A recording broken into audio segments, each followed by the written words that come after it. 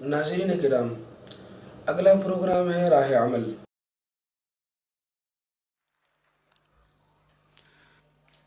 भारत का एक मशहूर शहर है अजमेर। वहां एक सच्चा मुसलमान दफन है। मैं ना उनको खुदा मानता हूं ना उनको रसूल मानता हूं। मैं उनको एक अच्छा सच्चा मुसलमान और उससे भी पहले और उससे भी ज़्यादा अच्छा इंसान मानता हूं। उनका नाम है हज़रत ख्वाजा मोइनुद्दीन चिश्ती रहमतुल्लाह अलैह। हो सकता है आप में से भी बहुत से लोग मेशराम जी से छुपाकर वहां कभी गए हों और एक आध चादर चढ़ाई हो और एक आध देग में कुछ पैसा डाला हो। निकलेंगे अब आप लोग सब इन अंधविश्वासों से और इन तमाशों से। वो असली मुसलमान था। उसका एक उदाहरण क्या था? उसका उदाहरण ये था कि उनका सिर्फ एक तरीका था। उनका दिल दुखा हुआ इस बात पर था, वो भारत के रहने वाले नहीं थे, बल्कि वो ईसा भी एक ज़माने में भारत में था। वो आए थे अफगानिस्तान से भी ऊपर के इलाके से। उन्होंने यहाँ आकर देखा और उनका दिल टूटा ये देख कर के अरे यहाँ तो मुट्ठी भर कुछ इंसान हैं, वो अपने को कुछ और समझते हैं और बाकी तमाम गरीब इंसानों को उन्होंने गुलाम और दासी बना रखा है।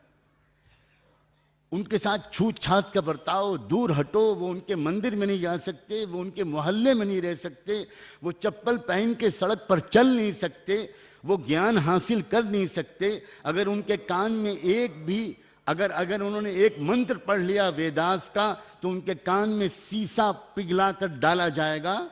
कोई औरत और कोई महिला और कोई नारी ज्ञान हासिल नहीं कर सकती। इससे उनका दिल दुखा और उन्होंने सबसे संपर्क करने के लिए उन्होंने सारी बाधाओं को तोड़ा और वो हर गांव में जाकर वहाँ के लोगों से पूछते थे, भाई कोई ज़मीन, कोई खेत, कोई ऐसा हो जहाँ मैं और मेरे साथी लोग जो आए हैं वो 2 दिन यहाँ पर रह सकें। हमें सिर्फ अपने मालिक की प्रार्थना करनी है, तुम्हारी सेवा करनी है, तुमसे हमें कुछ नहीं चाहिए। खाने पीने का सामान हमारे साथ है, हम तो तुम्हारी सेवा करना चाहते हैं। लोग खुशी के साथ उनको ठहराते थे और फिर वो खाना पकवाते थे और फिर पूरे गांव के एक एक इंसान को, एक एक महिला को, एक एक पुरुष को, एक एक जवान को, एक एक बूढ़े को बुलाकर अपने साथ दस्तरखान पर बैठकर खाना खिलाते थे। ये उनका पूरे देश में उन्होंने यात्रा की थी। ये उनका जिंदगी भर के मैंने काम का खुलासा बयान किया। एक मैं खुद गया हूं नागौर की उस जगह पर जहां ये वाकया पेश आया राजस्थान में। वो वहां बैठे हुए थे और कई 100 लोग या शायद 1000 से ऊपर लोग, गरीब लोग, टूटे फूटे लोग, दबे कुचले लोग, वो साथ में बैठे हुए सब लोग खाना खा रहे थे। वो न कोई प्रवचन करते थे, न वो कोई भाषण देते थे, न वो कोई बात करते थे। बस मोहब्बत की भावना, बराबरी का मिजाज वो लोगों के अंदर प्रैक्टिकली पहुंचाते थे। उनकी नज़र पड़ी कि एक शख्स अपने सर पर एक टोकरा लेकर जा रहा है गांव के किनारे कहीं। तो उन्होंने अपने खास अनुयायियों से कहा कि भाई ये इसको क्यों नहीं बुलाया तुमने, जो तुम बुला के लाओ। एक आदमी गया दौड़ के, उनसे कहा कि साहब आप लोग आपको पता नहीं चला, आप आइए ना खाना खा लीजिए। उसने कहा कि मैं खाना, अरे मैं तो गंदगी उठाकर जाने वाला आदमी हूँ, मैं कहाँ आप लोगों के साथ बैठ सकता हूँ। मैं कहाँ उठा सकता हूँ, देख रहे हो आप टोकरा रखा हुआ है गंदगी, मैं नहीं जा सकता। उन्होंने कहा कि भाई आप कैसी बात कर रहे हो, आप हमारे भाई हो, सगे भाई हो, एक माँ बाप के हम लोग सब औलाद हैं, ये क्या बात थी, आप इसको रखो, मैं अभी पानी लेके आता हूँ। दौड़ के गया, वो बाल्टी में पानी लाया और उसने आकर उसके हाथ धुलाए, उसके पैर धुलाए, कहा चलो मेरे साथ, हमारे हजरत साहब नहीं मतलब खाना खाएंगे जब तक तुम नहीं आओगे, आओ आओ। वो जब आया तो हम अपने पास बिठाया। उस सच्चे मुसलमान ने, उस असली इंसान ने अपने पास बिठाया और अपने हाथ से एक लुकमा निकाल कर उसके मुंह में खुद अपने हाथ से रखा। फूट फूट के रोने लगा, वो फूट फूट के रोने लगा कि आज तक मुझसे किसी ने ऐसी इज्जत का मामला नहीं किया था। आज से मैं मानता हूं कि इस मालिक के सिवा कोई माबूद नहीं, जिसको आप मालिक मानते हैं वही मेरा मालिक। ये थी वो बात। और ये एक वाकया नहीं हुआ। आज जितने भारत के 20 करोड़ 22 करोड़ मुसलमान हैं, उनमें शायद 2 या 3% भी बाहर से आए हुए नहीं हैं। वो सब मूल निवासी भारतीय हैं। वो सब SC ST और बैकवर्ड्स की ही अक्सर औलादें हैं।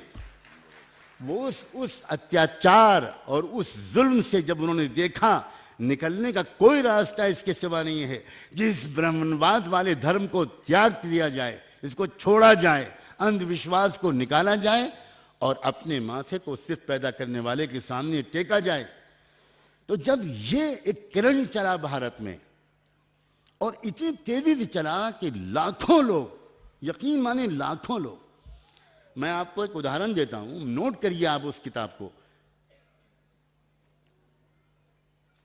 शाहजहां जो मुस्लिम बादशाह था, उसके ज़माने में एक फ्रेंच आया, एक फ्रांस का एक शख्स आया और वो था असल में इंटेलिजेंस का आदमी, लेकिन आया टूरिस्ट के रूप में और भारत में 20 साल रहा वो।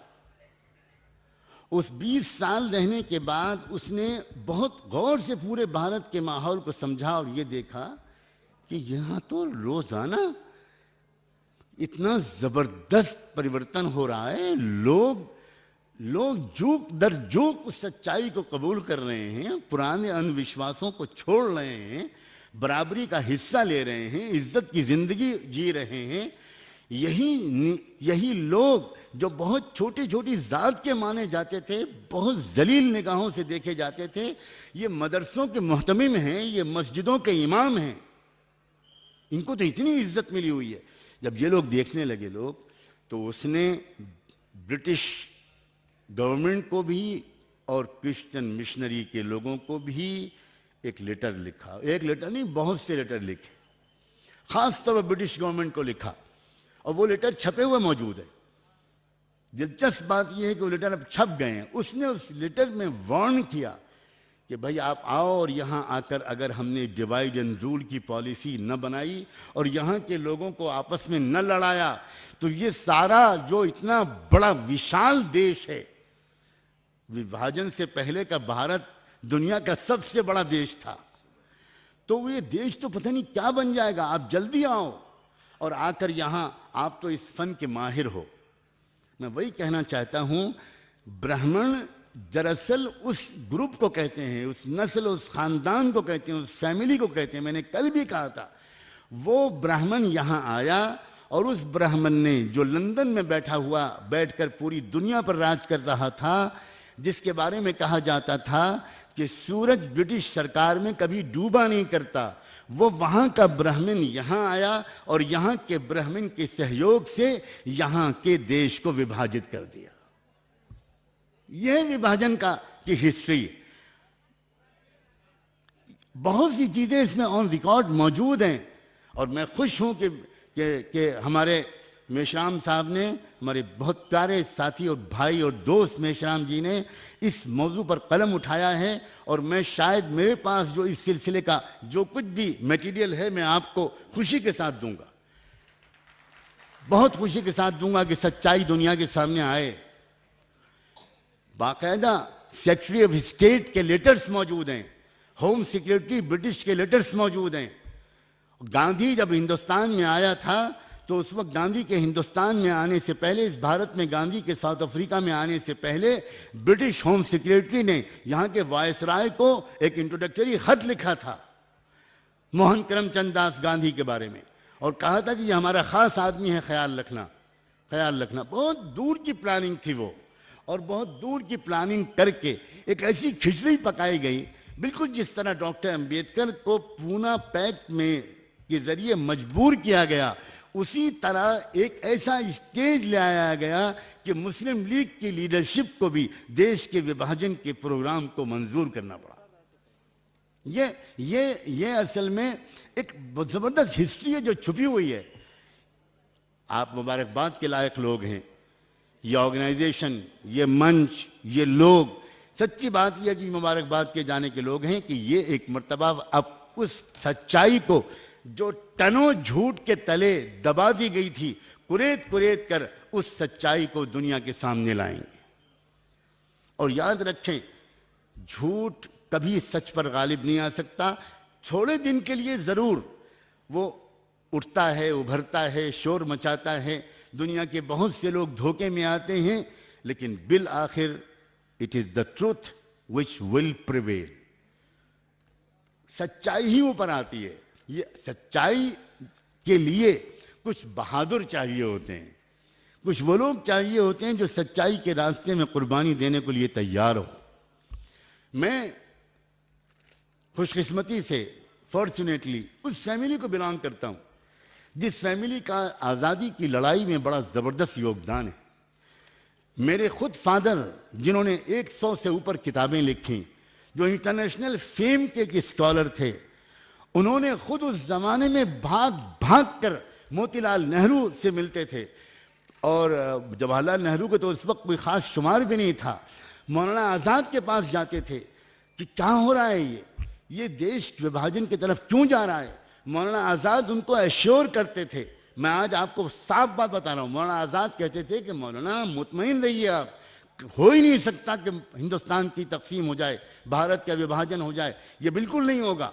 और वो इस धोखे में थे, इसलिए कि उनको धोखे में रखा गया। मैं सच कहता हूँ, कुछ लोग धोखा देने के इतने बड़े माहिर होते हैं कि अच्छे अच्छे समझदार लोग धोखे में आ जाते हैं। वो कहते थे कि कुछ भी हो जाए, गांधी पार्टीशन के फार्मूले को तस्लीम नहीं करेंगे, आप मुतमईन रहिए।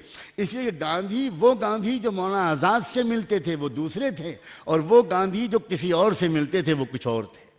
जब एक आदमी के कई चेहरे हों तो बड़ा मुश्किल हो जाता है कि कौन से चेहरे को ओरिजिनल माना जाए और कौन से चेहरे पर को मुखौटा माना जाए। बिलाखिर एक बहुत अजीब षड्यंत्र रचा गया, बहुत अजीब किस्म का ड्रामा रचा गया। जब कांग्रेस की वर्किंग कमेटी की वो मीटिंग हो रही थी जिसमें पार्टीशन के फार्मूले को माना गया है, तो उतना क्रूशल मीटिंग के मौके पर गांधी जी बिल्कुल खामोश बैठे रहे, और जब वो मंजूर हो गई तो उसको उठ के चले आए। अब तो मौलाना आज़ाद बेचैन हो गए और मौलाना आज़ाद मीटिंग से उठकर सीधे गांधी के पास पहुंचे। ये क्या हो गया, आपने मुझे कल तक मुझे यकीन दिलाया था कि ये नहीं होगा, ये हुआ क्या। तो पता चला गांधी मौन व्रत रखे हुए हैं, सुन सब लेंगे, बोलेंगे कुछ नहीं। क्या नाटक है। कल इन्होंने नौटंकी का लफ्ज़ शायद बोला था हमारे मेशराम जी ने, कि नौटंकी होती है। ये बहुत क्रूशल मौके पर एक ख़ास स्टंट हुआ करता है। जब 1960s में रावड़केला और जमशेदपुर में भयानक राइट्स हुए थे, बहुत ख़तरनाक फसादात हुए थे, सैकड़ों हज़ारों मुसलमानों को गाजर मूली की तरह काट दिया गया था, तो उस वक्त गांधी तो दुनिया में नहीं थे। तो उस वक्त मेरे वालिद मौलाना मंजूर नुमानी और मौलाना अबुल हसन अली नदवी और एक और आलिम, 3 लोग विनोबा भावे के पास गए। पहले वो जयप्रकाश नारायण से मिले और जयप्रकाश नारायण से ने कहा कि विनोबा भावे जी से मिलिए, वो कुछ कर सकते हैं।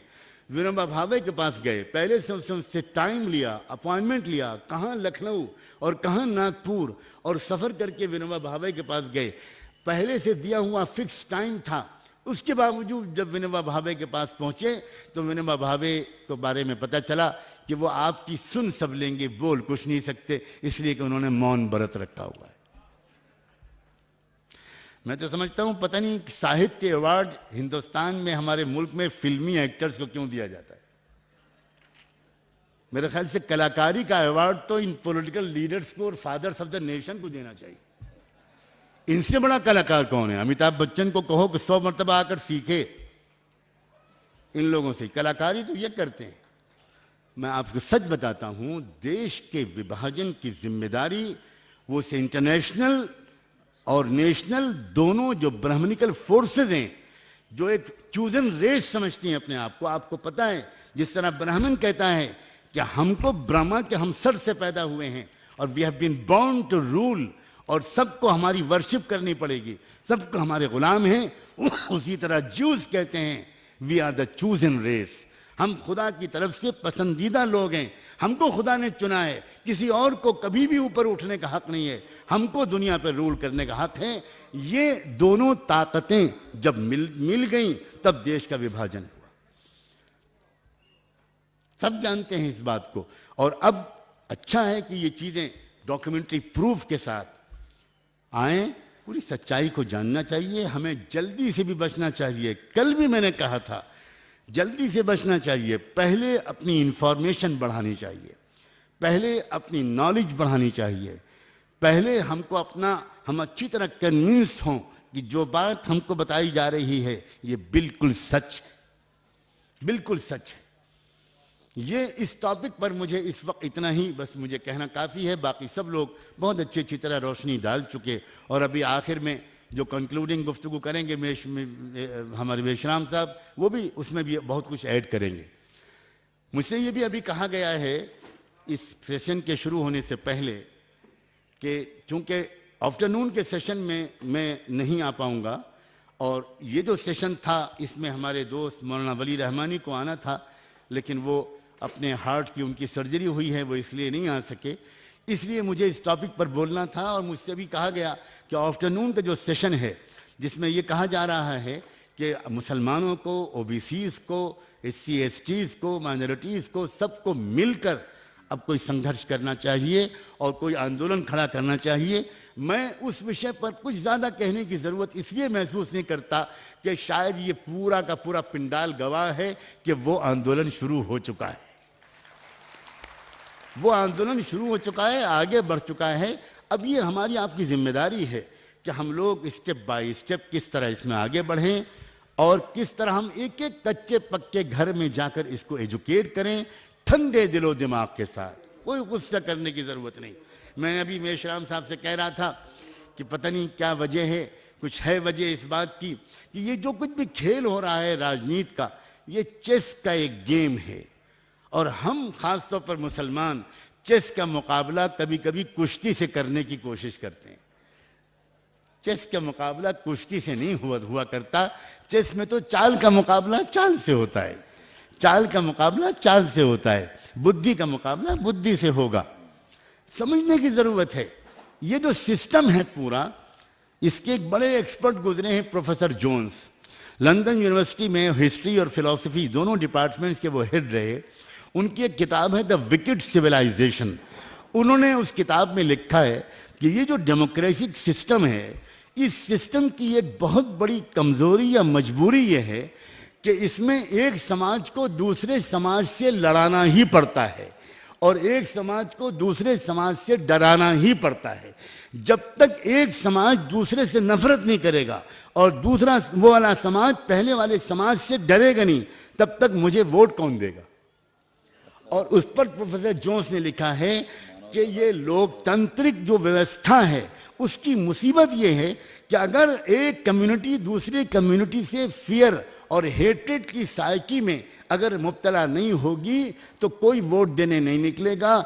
इसलिए मैं जब कभी इलेक्शन लड़ूंगा तो मुझे अगर समाज में ज़मीन के ऊपर कोई इशू नहीं मिला, दो कम्युनिटीज़ को आपस में लड़ाने और दूसरे से डराने के लिए, तो मैं किसी सितारे पर जाकर वहाँ से कोई इशू तोड़ कर लाऊंगा ताकि ज़मीन में मैं दो कम्युनिटीज़ को लड़ा सकूं।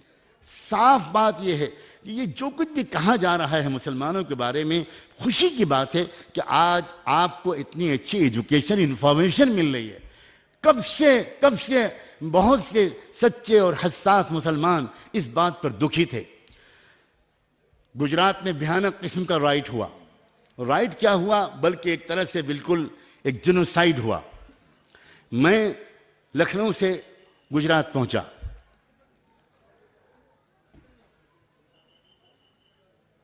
कुदरत का कुछ ऐसी मदद होती है जब कोई इंसान अच्छी नीयत के साथ कोई कदम आगे बढ़ाता है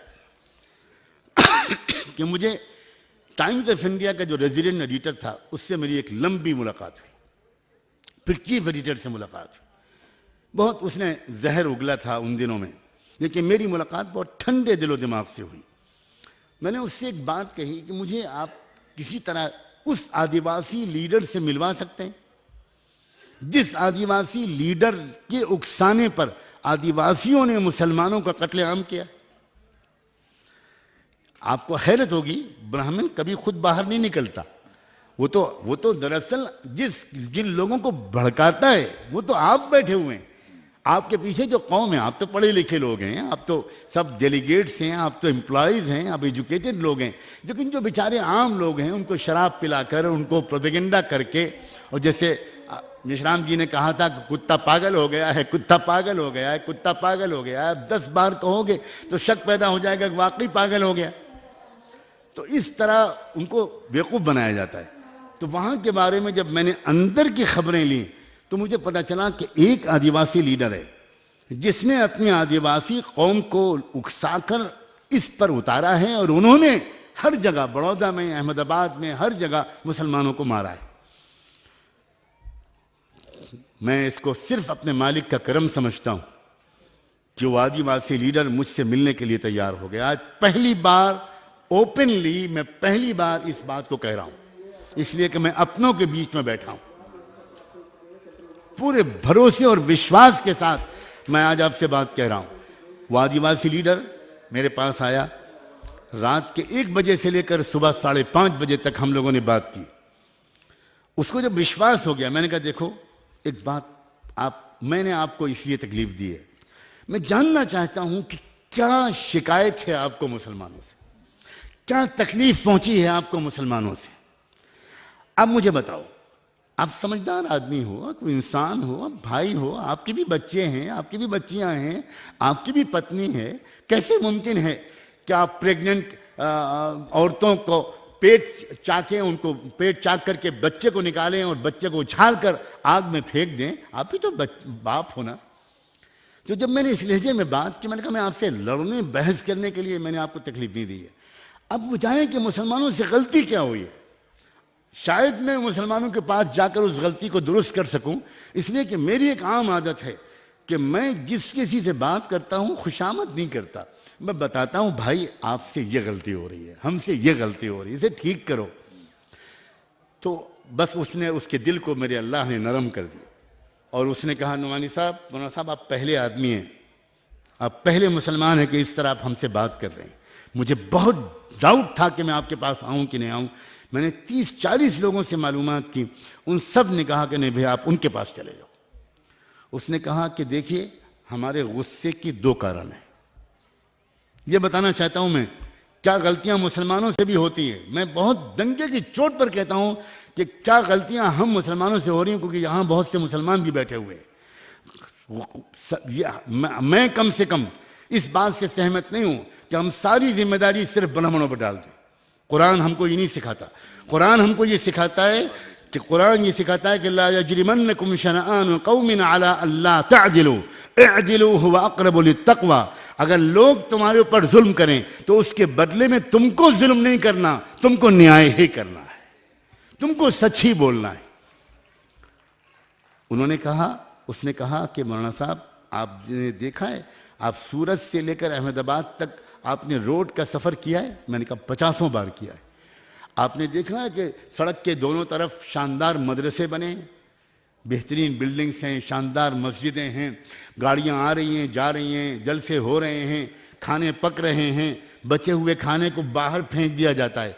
हम लोग उसी 40 किलोमीटर या 60 किलोमीटर के एरिए में नालों के किनारे रहते हैं। आधी रोटी भी कभी हमको किसी मुसलमान ने नहीं दी, कभी किसी मुसलमान ने हमको बचा हुआ खाना भी नहीं दिया। अब हमारे अंदर एक आक्रोश, एक गुस्सा, एक रिएक्शन डेवलप करता रहा। उसके बाद पिछले 10-15 साल से आरएसएस के लोगों ने हमारे ऊपर मेहनत की, हमारे बच्चों को स्कूल भेजा, हमारे बच्चों को यूनिफॉर्म दिलवाई, हमारे बच्चों का ट्रीटमेंट करवाया और हमको खूब शराब पिलाई और हमसे कहा बस तुमको एक काम करना है, तैयार रहना, जब कभी भी हम कहें बस तुम बदला ले लेना। हमारे अंदर गुस्सा भरा हुआ था, उन्होंने हमसे कहा और हम पर उन्होंने एहसान किया था तो हमने ये कर डाला। उसके बाद मैंने उनका शुक्रिया अदा किया। मैंने कहा मैं बहुत ज़िंदगी भर आपका आभारी रहूँगा कि आपने मेरे पास आने की तकलीफ़ की, फिर इतना सच बोला। और अब मैं आपको अपना कैसेट भेजूँगा, जो सीडी भेजूँगा, मैं जो कुछ जाकर मुसलमानों से कहूँगा, मदरसों में कहूँगा, वो सब मैं रिकॉर्ड करवाऊँगा और मैं आपको भेजूँगा। आप खुद सुनिएगा कि मैंने उसमें कितना कहा। गुजरात के तकरीबन 150 उलमा को मैंने जमा किया, सीनियर मोस्ट उलमा, मुझसे उम्र में 40 साल बड़े, 30 साल बड़े, बड़े बुजुर्ग लोग, बड़े अच्छे लोग, वो सब जमा हुए 150-200 लोग। और मैंने उनके सामने कहा, मुझे बताओ अगर आज मोहम्मद रसूलुल्लाह इस दुनिया में आ जाते, हमें तुमको मुसलमान कहते?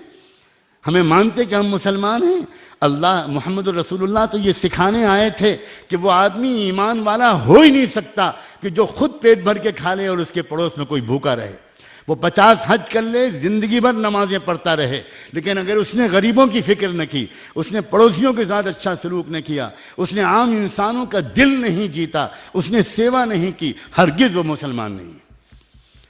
आज मैं आपके सामने कहता हूँ, वो उलमा दहाड़े मार मार कर रोने लगे, चीखें निकल गई उनमें से बात की। और उन्होंने कहा कि फारसी का एक शेर पढ़ा, जो शेर है कि जज़ाकल्लाह के चश्मम बाज कर दी, अल्लाह तो आपको मौलाना सज्जाद साहब, अल्लाह आपको इसका सिला दे, आज आपने हमारी आंख खोल दी। अब बताऊं आपको, उसके बाद उन मदरसे वालों ने क्या किया, किस तरह अपने को चेंज किया। उन्होंने हर एक ने अपने मदरसे के बाहर एक डिस्पेंसरी खोली, शेल्टर खोला और खाने में हिस्सा लगाया। सब लोग जाकर साथ में मिलने लगे, जुलने लगे। सबके ईद, बकरीद, होली कोई भी हो, उसमें लोग मिलने लगे, गले लगाने लगे। अब उसके बाद आरएसएस की दाल गलनी वहाँ से बंद हो जाएगी, नफरत के सौदागरों को रास्ता नहीं मिलेगा। इसलिए हमारा आपका एक काम ये भी है कि यहाँ से जाने के बाद अपने अपने गांव में, अपने अपनी कॉलोनी में, अपने अपने शहर में इन बाधाओं को तोड़ें और तोड़कर सब एक दूसरे से बराह रास्त मिलें। अगर हम सिर्फ यहीं बैठकर बातें करते रहेंगे और बातें सुनते रहेंगे तो शायद इससे काम नहीं चलने वाला है, इससे काम नहीं चलने वाला है। हमारी रोज़मर्रा की ज़िंदगी में, हमारे वीकेंड्स में, हमारी छुट्टियों में हमें आपस में मिलना जुलना चाहिए, हमें आपस में एक दूसरे की खुशियों और गम में शरीक होना चाहिए। हम सब एक माँ बाप की औलाद हैं, एक ही मालिक ने हमको सबको पैदा किया है। जिस मालिक ने मोहम्मद रसूलुल्लाह को पैदा किया था और जिस मालिक ने काबा बनाया, उसी मालिक ने मुझको और आपको पैदा किया है। और जितनी मोहब्बत उस मालिक को किसी अच्छे से अच्छे मुसलमान से है, उतनी ही मोहब्बत उस मालिक को आप सब से है। कोई फर्क नहीं करता वो मालिक, वो सबको खिलाता है, सबको पालता है। ये जब तक हमारा अंदर की कैफियत नहीं बनेगी, हमारी बातें अंदर रूह के अंदर नहीं उतरेंगी, हमारा दिल नहीं बदलेगा। और इसीलिए ये जो दूसरा विषय है, क्या मिलकर हम एक आंदोलन चलाएं, तो मैं उसको आगे बढ़ा के कहता हूं कि सिर्फ आंदोलन के लिए हम न मिलें, हम अपनी रोजमर्रा की जिंदगी में मिलजुल जाएं, हमारे रिश्ते बढ़ जाएं, हमारा मिलना जुलना बढ़ जाए। और हमें आपके बारे में कोई बताए, आपको हमारे बारे में कोई बताए, तो हम कहें कि हमें तीसरे किसी मुखबिर की ज़रूरत नहीं है, तुम दल्लाल बीच से हटो, हमारे डायरेक्ट संबंध हैं, हम खुद समझेंगे कि वो कौन है और तुम कौन हो, तुम होते कौन हो हमारे बीच में आने वाले। अब तक हमको पता नहीं था, तुमने बहुत बेवकूफ़ बना लिया और बहुत अपनी रोटियां सेक ली। नाउ नो लॉन्गर, नो मोर, अब नहीं होगा ये। अब हम जागरूक हो रहे हैं, अब हमारे अंदर अवेकनिंग आ रही है। मैं सच्ची बात यह है, कल की तरह उससे भी ज़्यादा खुलूस और मोहब्बत के साथ दिल से मुबारकबाद देता हूँ इस पूरे बामसेफ ऑर्गेनाइजेशन को, इन सब लोगों को, और ख़ास तौर पर हमारे बगल में बैठी हुई ये नौजवान बच्ची सोफिया, जिसको मैंने बहुत मुबारकबाद दी। खुदा करे हज़ारों बच्चियाँ हमारी ऐसी बने कि वो आगे निकल कर इस इंसानियत को जोड़े, इस देश को जोड़ें और पूरी मानवता को जोड़ें। बहुत बहुत शुक्रिया, मेरी दिली दुआएं आपके साथ हैं। खुदा हाफिज़।